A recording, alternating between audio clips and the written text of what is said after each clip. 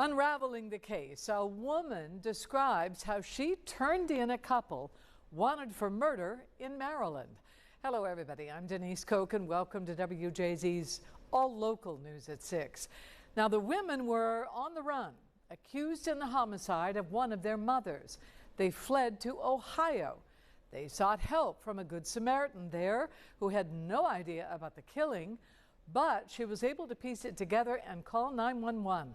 WJZ investigator Mike Helgen spoke to her and tells us how she did it. Mike. It's quite the story, Denise. The couple showed up at a fast food restaurant outside Toledo. They said they had nowhere to stay and the woman felt bad, so she invited them to move in with her temporarily. And the whole scheme unraveled when they made a Cash App transaction using their real name. And this woman was able to piece everything together. As you said, she called 911 and they were arrested. These are the booking photos of Vanessa Henderson and Samantha Rabel, who had been on the run since the murder of Henderson's 67-year-old mother, Hildy, last month at her senior apartment in Silver Spring. A violent death, police tell WJZ investigates, by blunt force trauma.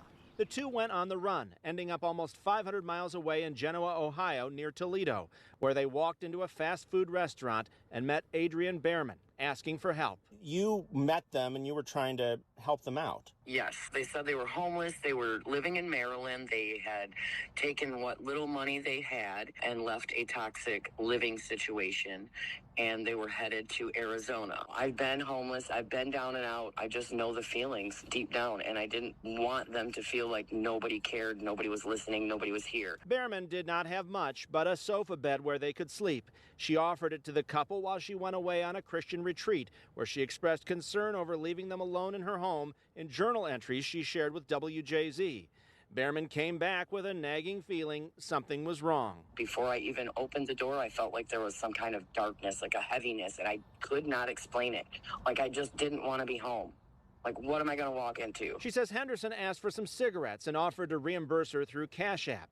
Behrman told her to pay her friend who used that online payment system, and that's when everything unraveled. I was standing in my friend's kitchen, kind of telling her this vibe that I'm getting from the stories and the answers that they're telling me, and she said, "Oh man, I forgot she's got Cash App. I wonder if she used her real name." So she put in her name. The second she put her name in Google, boom, that popped up. What was your reaction seeing that she was wanted? I kind of just stared at it for a moment, making sure that that was actually the picture of the person that was in my home. When she was certain, she made sure she was in a safe place and called 911. Do you feel like lucky that nothing happened to you? Absolutely. And I'm still dumbfounded on, well, if these are murderers, why didn't they do anything to me? What did I do that was so different? I definitely hope that they are in jail for a long time and pay for what they did.